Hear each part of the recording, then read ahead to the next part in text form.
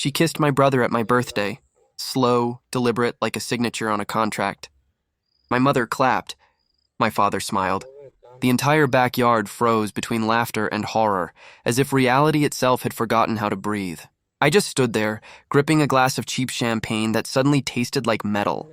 My 28th birthday, supposed to be a night of warmth, laughter, and a backyard barbecue, had just turned into a horror film written by the people who raised me. Surprise engagement, my mother declared, her voice sugar-coated and venomous. We wanted it to be special. Family only knew. Didn't want to spoil it. The crowd erupted in confused murmurs. My girlfriend, no, ex-girlfriend, Ava, stood beside my brother Ethan, her eyes locked on the ground, lips trembling from guilt or fear. I couldn't tell. The diamond ring on her finger glistened under the fairy lights like a gun in sunlight. My grandmother's ring. The one I once told her I'd use when I proposed. I scanned their faces, Mom, with her perfect suburban smile, Dad with his expensive scotch and colder eyes, Ethan looking like a man sentenced to his own execution. My father's thumb rubbed the inside of his wrist, his old nervous tell whenever he was lying. I knew that sign too well. Something inside me stopped being confused and started being awake.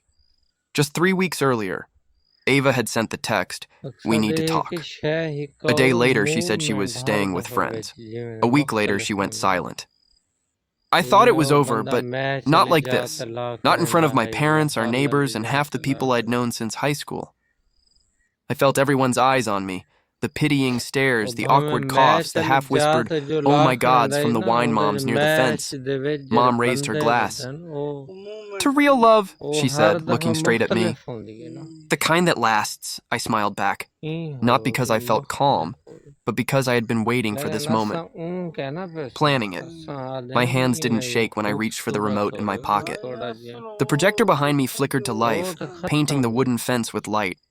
On the screen, an image froze mid-frame, a bank app login, a calendar invite titled Private Drafts, and a tiny blinking waveform in the corner. "This," I said evenly, "is what real love looks like in our family." The laughter died instantly. You could hear the cicadas outside the fence. Then from the speakers, a familiar voice slithered into the night, my mother's. "Make her choose him," she said in the recording. "He's malleable. We need her vote before the quarterly meeting." Gasps rippled through the guests. My dad's smile collapsed. Mom's eyes widened, then narrowed, calculating the fastest way out of this. Ava's head jerked up, horror spreading across her face. Another click. The next clip rolled, my father's voice this time. "Get the prenup signed before we transfer his shares." She doesn't have to love him. She just needs to sign. The sound cut through the warm suburban night like a scalpel. Every guest stopped moving, trapped between disbelief and fascination. Even the fairy lights seemed to dim. I stared at Ethan. He looked pale, sweating, shaking his head, whispering something like, "Oh God." Oh God, they recorded it. He met my eyes, mouthed the words, "Keep playing it." So I did. The third clip began. Mom again, voice low, deliberate. "If he resists, we'll use the conservatorship papers. He'll never see it coming." For a few seconds, nobody reacted. It was as if oxygen had been vacuumed out of the backyard. Then came the gasps, the murmurs, the realization that this wasn't drama, it was evidence. The neighbors who adored my parents now stared at them like they were watching a crime unravel in real time. Ethan stumbled forward, face twisted in shock. You said he wouldn't find out." He shouted at Mom, but she didn't answer. She didn't even blink. She just stared at me, the same way she used to when I was a kid caught sneaking out, cold, composed, dangerous. I felt years of manipulation, guilt, and quiet humiliation burn out of my body all at once. The golden boy they'd tried to ruin wasn't standing there anymore. I was done being their investment. The crowd had become a courtroom. Whispers turned to questions, questions turned to judgment. My aunt crossed her arms. The neighbor who never missed Sunday brunch muttered, "That's elder abuse if it's true." Another whispered, "He said conservatorship? Like Britney Spears?" Mom tried to laugh. "This is ridiculous," she said, waving at the projector. "That's clearly edited. You think he could pull off something like this? He's been unstable lately." And there it was, the trigger word, unstable, the same lie they'd been planting behind my back. I raised my glass again, hand steady now, voice calm enough to slice glass. You're right, Mom, I said softly. I was unstable. But therapy helps. So does evidence. The projector clicked to another image, a hidden camera still from my father's office, showing both of them seated across from Ava, handing her a check with the memo line blurred but readable enough to sting. Family security agreement. Ava broke down crying. I didn't know, they said it was for you, she screamed, collapsing into a chair. Ethan backed away from her from all of it, muttering, What did you do? The backyard erupted into chaos. Guests shouting, Mom demanding someone unplug the projector, Dad lunging toward the table where the laptop sat. Ethan intercepted him, shoving him back. My father raised his hand, and for the first time in my life, I saw my brother hit him. I lifted my glass again and said the line I'd rehearsed 100 times alone. Hope you all brought a lawyer, and then, while the chaos churned and the lights flickered, I pressed play one more time, because the last recording, the one they didn't know I had, hadn't even started yet. That was the moment my birthday stopped being a party and became the opening statement of war. Chicago suburbs. Cookie-cutter perfection, manicured lawns, sprinklers hissing at dawn, a place where gossip travels faster than Wi-Fi and secrets wear pearls to brunch. I used to love this neighborhood before I realized it was a stage built for lies. My family didn't just live here. They ruled it. My parents weren't ordinary people.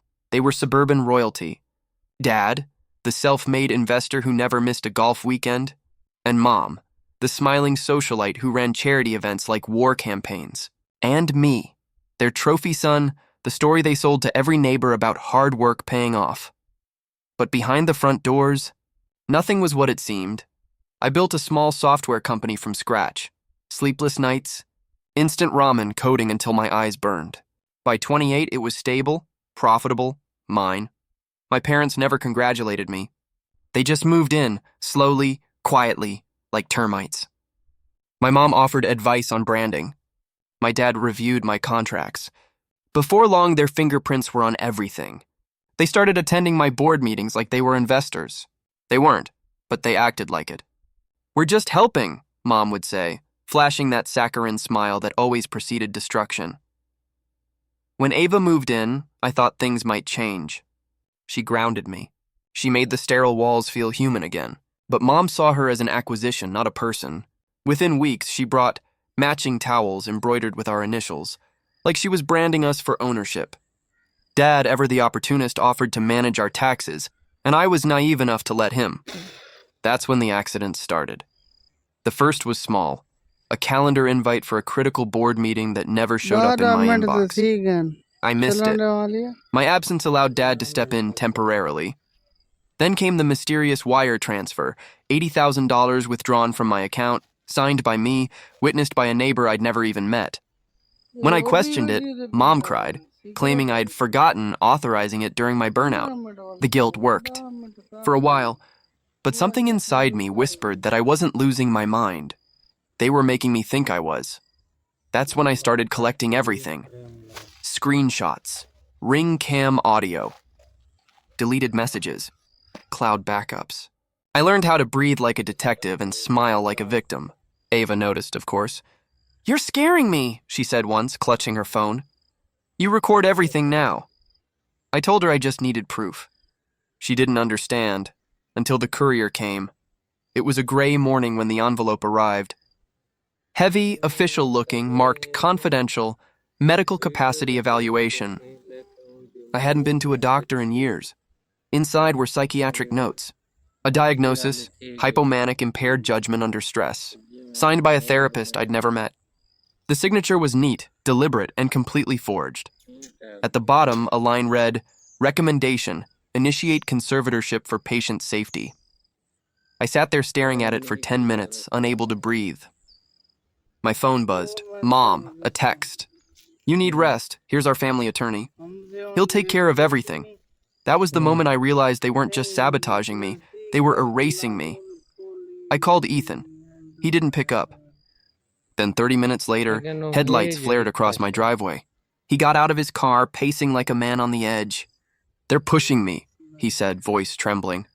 They said you're unstable, that your temper's getting worse, that you're dangerous, I laughed. Dangerous to who?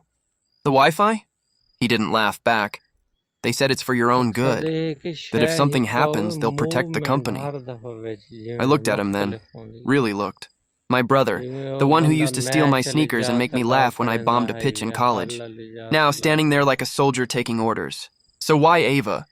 I asked quietly, his lips tightened. Because they promised me Dad's vote if she brings hers. I blinked. Whose vote? For your board, he said. The private shares Dad kept in Mom's name. And just like that, everything clicked. The sudden romance, the silence, the forged evaluations, it wasn't just betrayal. It was a corporate coup. My own family was staging a hostile takeover disguised as concern. The woman I loved was the leverage. That night, I met with someone I could actually trust, Ms. Alvarez, a quiet neighbor who lived 3 houses down. My parents thought she was just a divorcee with a garden. They didn't know she was a lawyer, a brilliant one. We sat in her office surrounded by legal pads and coffee mugs. She listened without interrupting as I laid everything out, the transfers, the emails, the recordings, the evaluation. When I finished, she leaned back, eyes sharp behind her glasses. They're building a paper trail, she said. A narrative where you're incompetent. So when they move your assets, no one questions it. So what do? I asked. You don't yell, she said. You don't fight in daylight. You make them expose themselves. How? She smiled, a slow, dangerous smile. You throw a party. The next hour felt like plotting a heist. We mapped the last 6 months on her whiteboard. Every forged document, every meeting I'd missed, every accident. Arrows connected patterns. Red circles marked key players. In the center, she wrote one word in all caps, prenup. They'll want one before Ava and Ethan marry, she said. It's not a wedding. It's a merger. That prenup is your battlefield. We plan to time everything, invites, guests, evidence. The party would be bait. The projector would be proof. The entire neighborhood, our witness. Before I left, Alvarez handed me a black folder labeled Exhibits AF. You're going to want to see this, she said. Inside was a single document, my birth certificate. I frowned, confused, until I saw the hospital name, St. Meredith's Medical Center, the same place Mom once refused to talk about. Something cold slid down my spine. Why would this matter? I asked. Alvarez didn't answer. She just looked at me with something between fear and pity. Because I think your parents have been hiding a secret a lot longer than 6 months, she said. And whatever it is, it didn't start with the company. I stared at the paper, my hands suddenly shaking. For the first time, I realized my parents hadn't just stolen my money, my company, or my girlfriend. They might have stolen me, and somewhere deep down, I knew. The next move I made wouldn't just expose them. It might destroy everything I thought I knew about my own blood. Ava agreed to meet me for coffee on a Wednesday afternoon. The same cafe where we'd had our first date, back when she still laughed at my awful jokes and traced hearts in her latte foam. Now her hands trembled around the cup like she was holding a confession that might explode. I didn't accuse her. I didn't even raise my voice. I just asked questions, quiet, careful, surgical. Why? I said finally. She flinched like the word hurt. They offered to pay my mom's medical debt, she whispered. Your mom said you were spiraling, that you'd lost control of the company. She said if I stayed with you, I'd lose everything. They promised to fix everything if I agreed. To marry my brother, I finished for her. She nodded, tears trembling on her lashes. They said it was the only way to stabilize things. That I was saving your future, not ruining it. They said you'd thank me one day. I stared at her, trying to decide what emotion fit this moment. Rage, pity, heartbreak. None of them did. Did you love me? I asked. She looked up, eyes wet but steady. I still do. I almost left right then. Almost walked out, let her live with her guilt. But instead I pulled out a single piece of paper and slid it across the table. A short statement, 1 paragraph notarized. I, Ava Martin, do not consent to any agreement that transfers my vote, shares, or representation to any third party without written and voluntary consent. She read it slowly, lips moving silently, as if she was reading a prayer. Then she picked up the pen, signed it, and folded the paper into her sleeve. I didn't smile. There was no victory here, only preparation.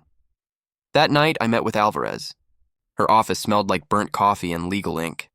On the whiteboard behind her, the word Operation Birthday was written in bold red marker. We didn't just plan a party, we built an ambush. Every guest mattered. Every second of the evening had a purpose. We invited the HOA queen who couldn't keep a secret if it was stapled to her tongue.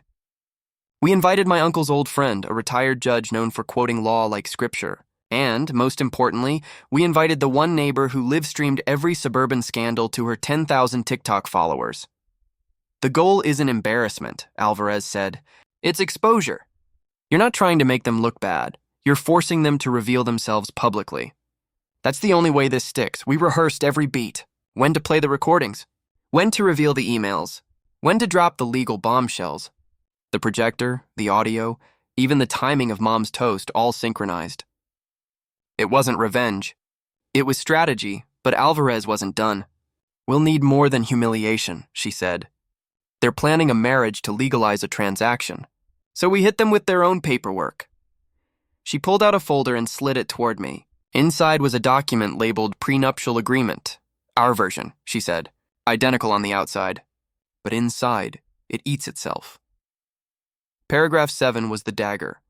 Upon any attempt to transfer shares or equity through marital agreement, all associated rights revert immediately to the original holder. Translation?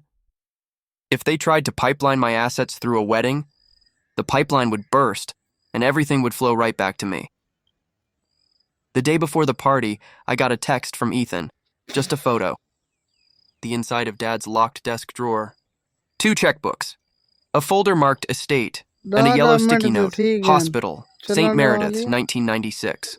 The same hospital on my birth certificate. The one Alvarez had circled in red the week before. I called him. Why send me this? Because something's off, he said. I found a second birth certificate in Mom's file cabinet. Different name. Same date, same hospital. I think there's another U, I froze. The world tilted. What are you saying? I don't know, he said. But Dad's been making calls to that hospital. And Mom told me if I ask again, she'll cut me out. We went silent. Then Ethan whispered, Why do I feel like we're missing something? Because we were. That night, I barely slept. Every sound from the street felt like an omen. Every text felt like a countdown. By morning, I wasn't nervous anymore, just hollow. The kind of calm you only feel right before a storm. The evening air smelled like smoke and roses. Guests arrived with wrapped gifts and fake smiles. My parents played their roles perfectly. Mom glowing in champagne silk, Dad shaking hands like a senator. Ethan stood by Ava near the cake, both of them looking like mannequins trapped in a department store wedding display. I caught Alvarez's eye near the back. She gave a small nod. Everything was in motion. The first toast was Mom's, of course. To family, she said.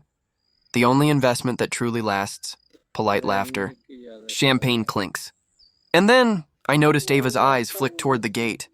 2 silhouettes stood outside the fence, half hidden by the glow of string lights. One of them wore scrubs. The other carried a leather folder. Alvarez followed my gaze. They're here, she murmured. Who? I asked. She smiled, small, knowing. Your real present, my pulse stuttered. The projector hummed softly behind me, waiting for my cue. Guests leaned in, expecting a speech, maybe a heartfelt apology for last time. Instead, I stepped up to the mic, glass in hand. Ladies and gentlemen, I said, my voice echoing across the yard. Before we celebrate love, let's celebrate truth. Please welcome the only 2 people who can tell the truth about my birth. Every head turned. The gate creaked open. The nurse stepped into the light, trembling but determined. The man beside her adjusted his glasses, eyes locked on my parents. Mom's face drained of color. Dad's hand froze halfway to his pocket. That's when I knew. The diamond on Ava's hand wasn't just a symbol of betrayal. It was the key to the vault, one that would open every buried secret my parents had spent 3 decades hiding. And tonight, under those golden suburban lights, the vault was about to crack wide open. The nurse stepped into the glow of the backyard lights, her hands trembling but her eyes fierce. Behind her, a man in a gray suit followed, holding a folder against his chest like it contained a live bomb. The guests, half drunk on champagne and gossip, went silent. The music died mid-beat. All that was left was the soft hum of the projector and the sound of my heartbeat pounding in my ears. I worked the maternity ward at St. Meredith's, the nurse said, voice quivering but clear. The night you were born, there was a power outage. 2 babies in the dark. 1 bracelet slipped. A supervisor told us to keep our mouths shut.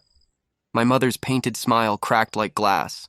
"This is absurd!" she snapped, her voice slicing through the night. "We're not doing this." "Not here." But the man in the gray suit stepped forward, flashing a badge. "Actually, we are," he said evenly. "I'm with the state attorney's office."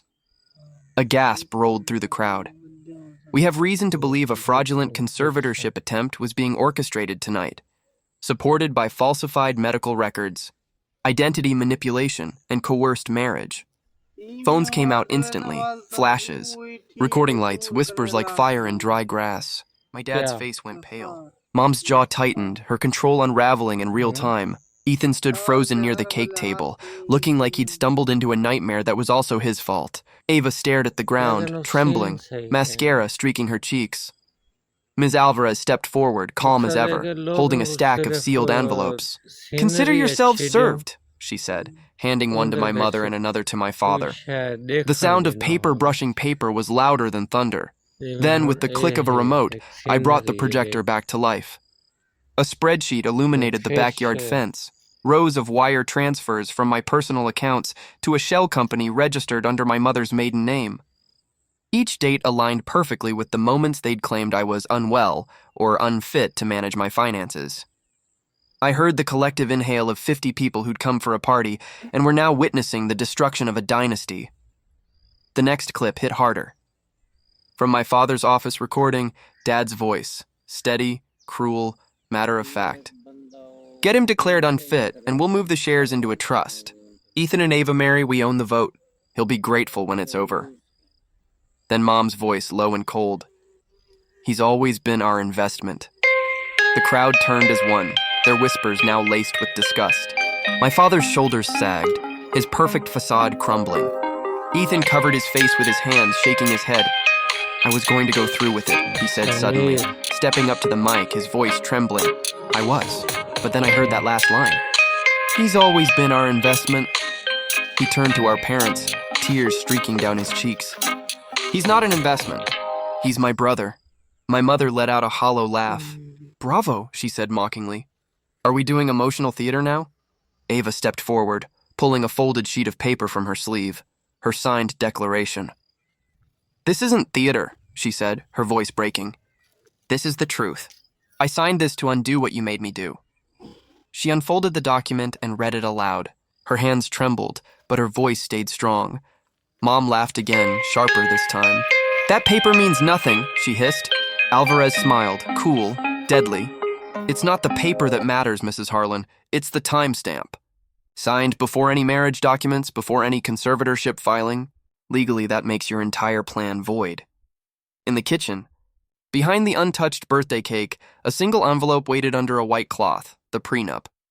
Mom moved toward it, desperation flickering in her eyes, but before she could touch it, a deep voice spoke from the crowd. The retired judge, my aunt's +1, rose from his seat. Straight-backed, eyes sharp. "Move another inch," he said, "and I'll consider that an attempt to execute a document under duress." The silence that followed was absolute. Then my father snapped. He lunged toward the projector table, hand outstretched for the laptop. Ethan grabbed his arm mid-swing. The crowd gasped. My dad shoved him. Ethan shoved back harder. Wine spilled, glass shattered, someone screamed. The man from the state attorney's office raised his voice. "Nobody leaves. The police are en route." And that's when Marisol, the nurse, spoke again. "It's not just about the company," she said softly, stepping closer to my mother. "It's about him," she pointed at me. Her voice cracked, but she kept going. "He isn't your biological son." The world went silent. You could hear the ice melt in someone's glass. I stared at her, my mind blank. "What did you just say?" She took a breath, trembling. "2 babies were switched that night at St. Meredith's. Your mother, she knew. She told us not to say anything. Said it was too late, that the other family didn't have the resources to raise a child like hers." All eyes turned to my mother. Her face was stone. She didn't deny it. Didn't even flinch. Instead, she smiled, a hollow, venomous smile, and said very quietly, "Wrong boy. Right bank account." The guests gasped in unison. Ava dropped the paper. Ethan whispered, "Oh my God." My father looked at my mother like he was seeing her for the first time and hating what he saw. Blue and red lights began flashing outside the gate, sirens growing louder. The man from the state attorney's office turned toward my parents. "You're both under investigation for fraud, conspiracy, and coercion." My mother didn't blink. She looked at me, her voice eerily calm. "You think this changes anything?" she said. "You still wouldn't exist without us." I stepped closer, my hands steady for the first time all night. "You're right," I said.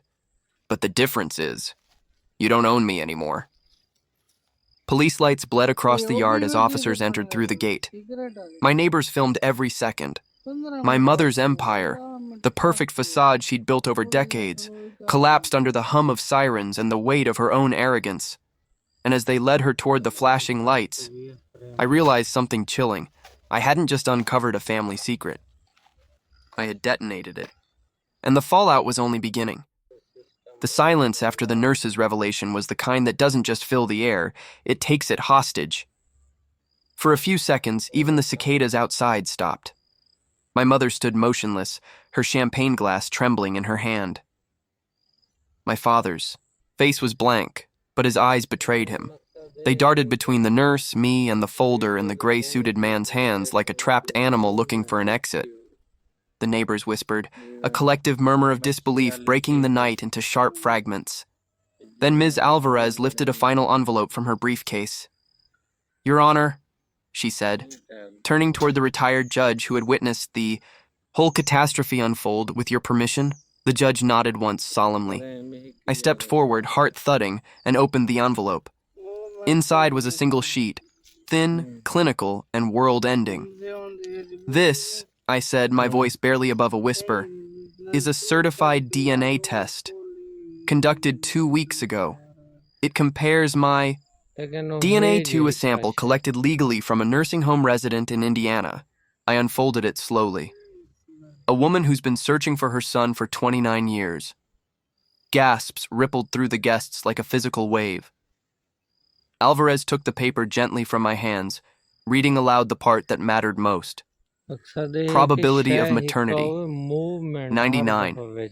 97%. The nurse, Marisol, pressed a hand to her mouth, tears spilling freely. "I've carried this for decades," she said, voice breaking. "I switched the bracelets back, but the admin switched them again. For them." Her eyes flicked toward my mother. My mother didn't cry. She didn't plead. She just looked at the ground, then at me, and said flatly, "So what? You think this makes you a victim? You still owe us everything." "No," I said. "I owe you nothing." Behind me, the projector. Screen flickered to life once more, and a Zoom call window appeared. The image was grainy but unmistakable. A woman in her 50s sitting in a modest kitchen, the same hazel eyes I saw in the mirror every morning, the same nervous habit, thumb rubbing the edge of her sleeve, my real mother. "I lost a baby at St. Meredith's," she said softly, looking at me through the screen. "They told me he died, but I never believed them. I've been waiting for this call for 29 years. The air thickened. Even the people who came for free food were crying now. My mother, the woman who had raised me for her own convenience, finally looked shaken. "You can't prove any of this," she snapped. "Anyone can fake a test." "Already verified," Alvarez said calmly. "The lab results have been authenticated by the state attorney's office. Also, remember those mom-owned shares you transferred through a trust?" She tapped her phone. "They're void. The trust requires a legally married spouse, and according to the county clerk's office," she glanced at the crowd, letting it sink in, "you and Mr. Harlan never filed your marriage certificate." A collective gasp. The HOA queen nearly dropped her martini. My dad's voice cracked. "You planned this whole thing?" I turned to him, feeling an odd, cold clarity. "No, Dad. You did. I just gave it a date, a guest list, and a projector." At that moment, blue and red lights flashed against the fence. Sirens echoed through the cul-de-sac. Officers entered quietly, their presence cutting through the chaos like a blade. The man from the state attorney's office stepped forward. "Mr. and Mrs. Harlan," he said formally, "you are under arrest for fraud, forgery, conspiracy to commit financial exploitation, and identity concealment. You have the right to remain silent." My father's mask slipped completely. "You ungrateful little—" But before he could finish, Ethan stepped between us. "Don't," he said, his voice shaking but resolute. "Not this time." Mom reached for him. "Ethan, baby, you're all we have left." He backed away from her touch. "No," he said quietly. "You don't have anyone left. You made sure of that." Ava stood frozen beside the cake table, tears streaking down her face. "I'm sorry," she whispered to me. I didn't know how deep it went. I thought I was helping. I turned to her, voice soft but unyielding. "You helped when you signed that paper, Ava. You helped when you told the truth."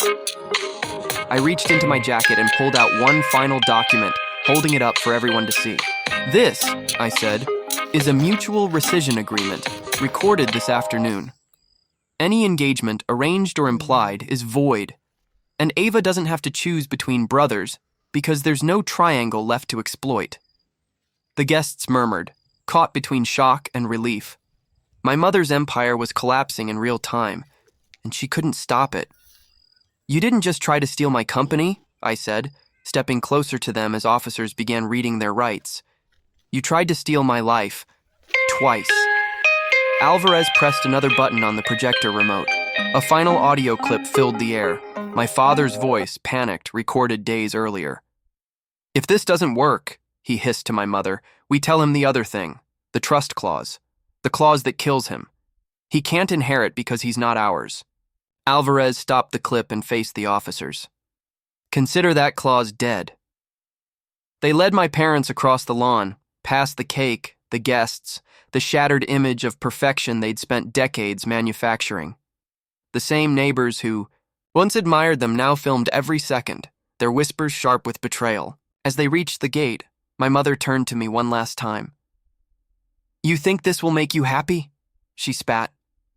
"No," I said quietly. "But it'll make me free." Ava touched my arm gently. "Tell me there's a way back," she said, eyes red and pleading. "Only one," I answered. "Truth, in court, on paper, every time." The zoom window on the projector flickered as my real mother wiped her eyes. "Happy birthday, son," she whispered. I couldn't speak. My throat closed. My vision blurred until all I saw was light. Ethan stepped beside me, his hand landing gently on my shoulder. "Family?" he asked. I looked at him, at Ava, at Alvarez, at the neighbors who'd stayed to witness the end. The house behind me looked hollow now, stripped of illusion. "Family," I said finally. "The kind you choose." The officers' lights painted the backyard in waves of blue and red. The projector hummed, blank now, casting only white light across the fence. On the grass near my feet, the diamond ring lay face down in the dirt, its brilliance gone, its side chosen. And for the first time in my life, I wasn't part of their story anymore. I was writing my own.